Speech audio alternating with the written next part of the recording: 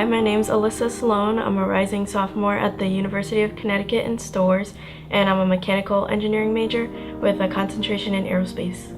My first college class, I don't remember exactly which one was first, but my first semester, I remember thinking it was going to be a lot harder than it was. I mean, it was very challenging, but it wasn't like overwhelming. Most of my first classes were really large lectures, like hundreds and hundreds of kids, and I would sit right up in the front because I can't see anything, and I went to every lecture, and they talked pretty fast, so I had to get used to like writing, like they'd never stop, like they don't stop to talk. And so that was interesting. And yeah, along with the big class sizes, a lot of them was helpful because a lot of them would use PowerPoints, and then they'd put those online, so if I missed something. But I'd say the speed of it was what surprised me the most. I distinguish myself by the activities that I do. I mean, everyone in your major is going to take the same classes, so you're in the same classes, so how do you distinguish yourself from that? And I joined different organizations. I became friends with like a bunch of different people, like not just people in my major, and I just got to know people and they got to know me, and I'd say we distinguished each other. I would say the most difficult aspect was finding the help I need to do certain things, because I took a lot of classes that I had no clue what was going on.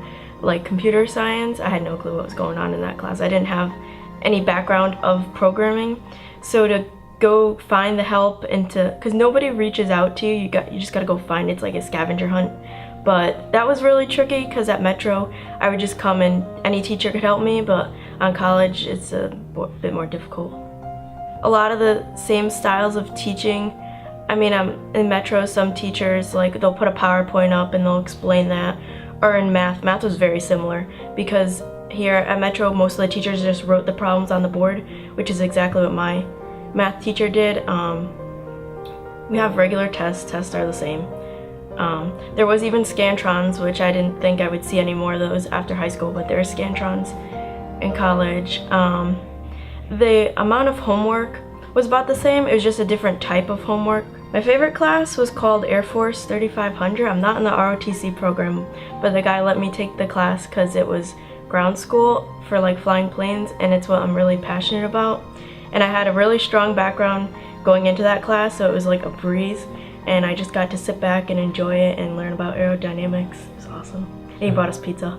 I have a couple, but I'll pick chemistry because that's the one I got the worst grade in. But chemistry was really hard because it went really fast, and UConn calls it a weed out course, and that's basically what it is. They weed out anyone who can't pass the class. And so we learned so much. We learned new material all the way up until like the final, and it was just so much thrown at me that I didn't really have much preparation for. I never took like AP Chem or anything, and the TA that I had, she wasn't that helpful, and it was just a bad experience. I didn't like that class. I'm never taking chemistry again. I don't have to take chemistry. It's all good.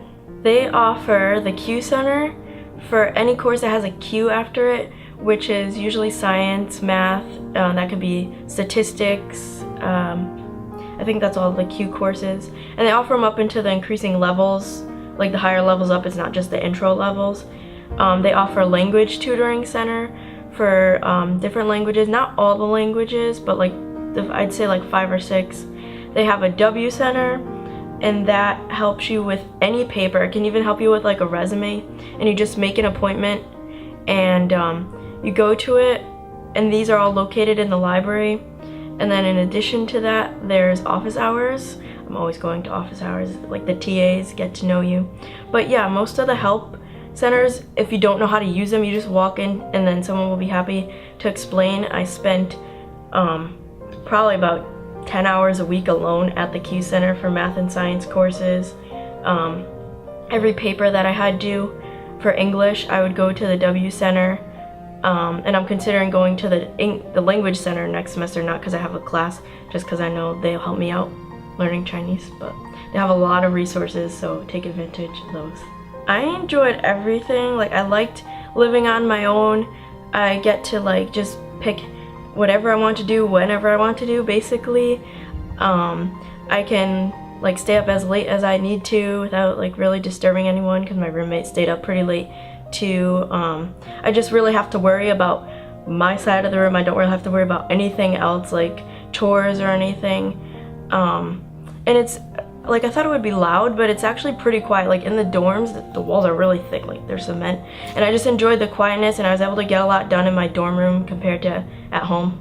I don't like walking everywhere, especially in the winter. In the summer, it's great, but just to like go outside and have to walk 5 minutes to the dining hall, I mean, it doesn't sound like a lot, but when there's a blizzard outside, you don't really feel like doing that. So I didn't really enjoy that. And yeah, I guess the walking would be the biggest pain, and there's no elevators, so when you have to do laundry, you have to cart it up like 5 flights of stairs. But other than that, those are like minor things I didn't like. I wouldn't think so. I mean, you have a responsibility to do your schoolwork and to keep your dorm nice, I guess, for your roommates so they don't have to like walk through your mess. But in terms of like spending money and everything, I don't spend any money on campus. I use my meal plan, and that's about it. I just have to make sure like I manage my time, like no one's nagging you to do what you gotta do. You just have it hanging over your head and you're responsible for that. But I have to say, living on your own is great. Like, I enjoy it. I was very apprehensive about moving day because a lot of people told me bad things about my dorm, and I thought it was like the worst dorm on campus. Turns out I loved my dorm by the end of the year. On move-in day, I remember just dying because we had to cart so many things up the stairs. It was really hot that day. We had a big, well, not like big fridge, but it was a decent size to cart up 5 flights of stairs. And I remember just bleaching everything. No one else did this, but I bleached everything in my room. I bleached the walls, and it was very clean. And my family helped me move in, and I put my decorations up. I was pretty excited. The way we did it was, at UConn you're allowed to pick a roommate ahead of time, so we didn't really know each other. We had mutual friends, like friends of friends, and then they were like, oh, you're both going to UConn, you should room together. So we met up one time over the summer, and we were both the same type of student. Like, we both are dedicated to our studies, and we don't really like go out and party crazy. So we got along pretty well, and then move-in day we kind of already knew each other, and we got along great all semester. She's a great roommate. Yes, they have maps. They kind of help. One of the classes I took was cooking, and that was it was a half an hour walk. And so that was just hard to find because it's on Horse Barn Hill. Like, who goes there? It's not like in the center of campus, and then like certain buildings are next to each other, but I think you're gonna find that on any college campus. Like, you're gonna get buildings confused. And even still, I get lost inside the buildings because there's a biophysics complex of buildings. Still have yet to find my way around that. It's gonna take me a while. I still don't know my way perfectly around every building, but it's getting there. Just leave extra time before you go to your class the first time. So me personally, I'm not shy once you get to know me, but I'm shy like introducing myself to people. So like in my classes, I would just try to like sit next to a group of people and just start talking to them. Or in my labs, I would like have conversation with my lab partners. Definitely join organizations. Like, I joined Phi Sigma Rho, which is a female engineering sorority, and we're really small. We're only about 50 compared to the larger ones at UConn, and I would say that constitutes like 90% of my friend group, because like you go, and like the primary reason you're there is because you all want to be friends, you all want to hang out together. And so like they're the ones I go to if I have any questions about classes. They're the ones I go to have lunch with. Like, I mean, I don't just hang out with them, I hang out because now once you get into your I'm mechanical engineering, so now I'm taking mechanical engineering classes, and so that narrows down the people from the general education classes that you took. So now I'm finding people in my major, I'm finding people to do my homework with. And so like the first semester, I would say, was really like everyone, you're kind of like shallow with everyone, like you don't really know anyone well yet. So right now I'm involved in 3. Phi Sigma Rho, which I had said, that's the female engineering sorority. We do kind of like academic workshops, we do social like team building stuff, we all just hang out together. We have events like the semi and the spring dance. And then I also just got involved with Engineers Without Borders, which is what I've been saying I wanted to join since I was in high school. Like, I knew this was a thing, and now I went and joined it. And I'm part of the India project, and I'm actually going to India this summer, even though I just joined this semester, which is really surprising. But so our like focus on the India project within Engineering Without Borders is to go and like restore a women's home, and we're gonna be like doing the construction, I think, of the kitchen. And then the last thing I'm involved with is UConn Yoga Sangha, and it's just every Sunday night if you feel like going. There's no commitment. It's beginner yoga, like anyone could do it, and it's just really relaxing and nice. I mean, obviously the cliche things like you hear, like time management, dedication to your study, that's important, but that's only part of it. I would say another part of it is being like social and interacting with not only the students but with the professors and the TAs, because this is how you get help, this is how you find more resources, this is how you make connections that, like, if you need a letter of recommendation from a professor, and like I don't know if that's something people really talk about for college, but if you just sit and you're dedicated to your classes and you do your homework, that you'll get half of it. But like to really get the full experience, I would say you need to like be outgoing kind of and just talk to people and get to know them. I think that's really important.